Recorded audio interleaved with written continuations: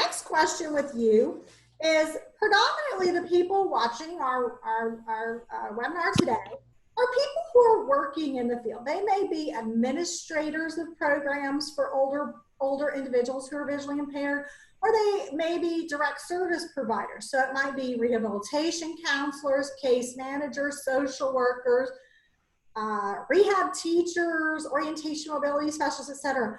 What are some practical tips that you can suggest that the professionals, we the professionals, use to help start building those self-advocacy skills within our clients, those people we serve? Well, first of all, I would very much like it if any professional meeting with someone with recent vision loss manages to mention, not more even than much of a mention when somebody's still very shaken up. And, you know, at the beginning of the long road of adjustment, mention that you have to speak and make requests in a more determined and specific way, and you have to speak up more than you did before. So if that just got mentioned, and then if the professional said, and if you feel ready to do a bit of this, I'd be delighted to help you towards some resources, something like that. That would be such a step, because it doesn't get spoken of, and the people know that something's happened to their beginning of interactions. And I think people sometimes think it's due to prejudice on the part of the person they're speaking to. Well, there is some stigma around, but what it more often is that the other person's communicating non-verbally, and the person with the vision loss doesn't realize that, and hasn't thought about how. So just putting it in there right at the beginning, I think, would be a terrific step. And I'm trying to think of baby steps, because I know that it's very variable, the amount of time and stuff that you have to offer the client.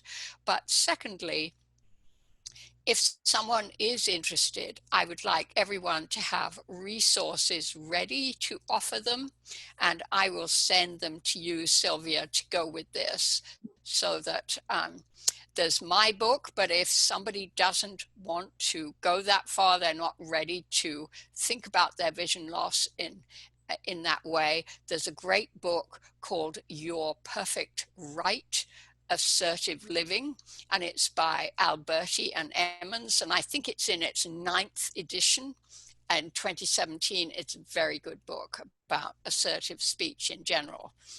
And then thirdly, if professionals can encourage support groups to take this on as a project, I think support groups are the perfect place.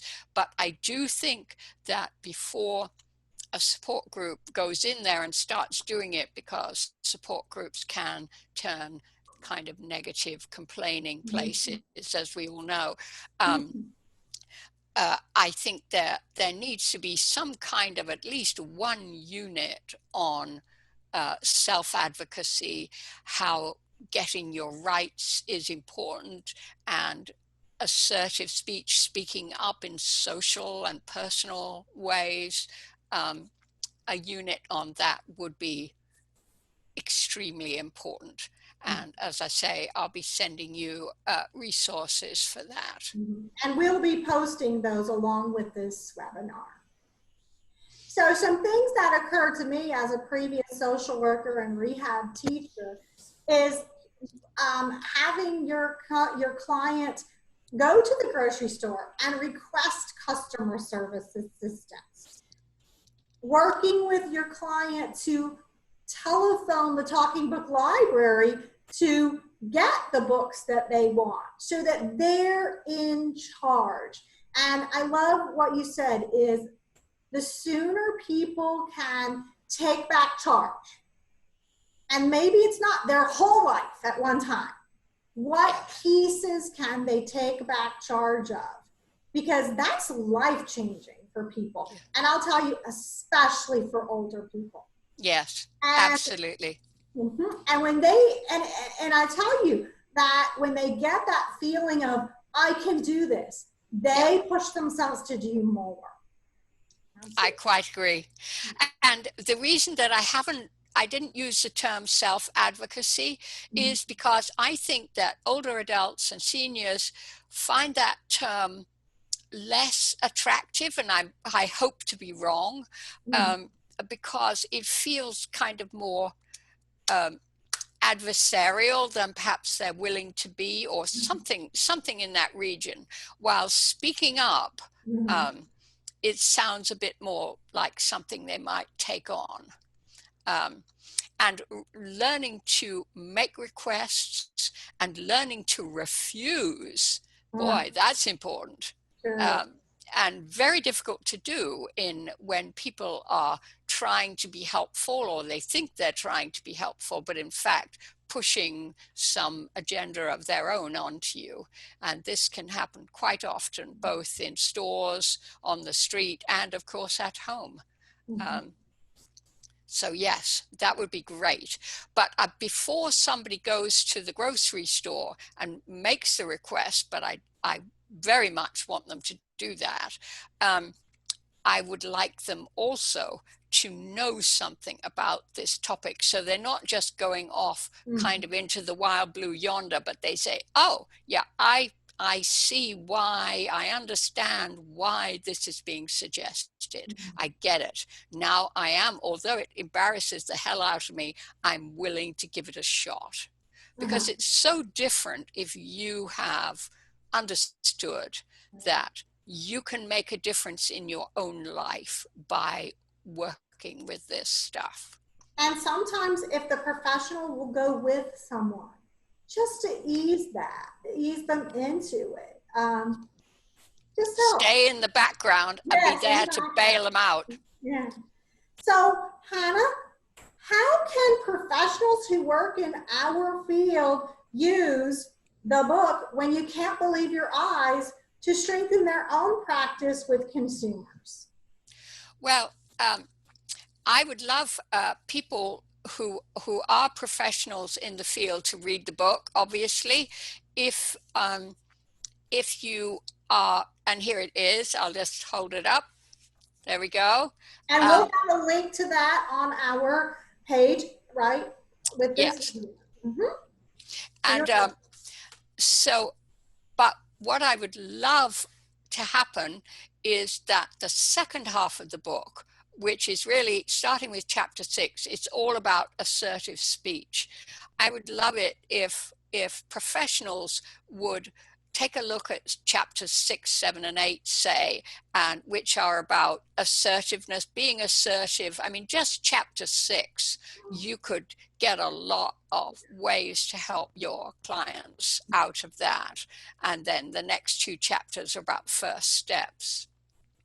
And for people who are skilled at blindness, professionals and so on, it's the later chapters that they find helpful.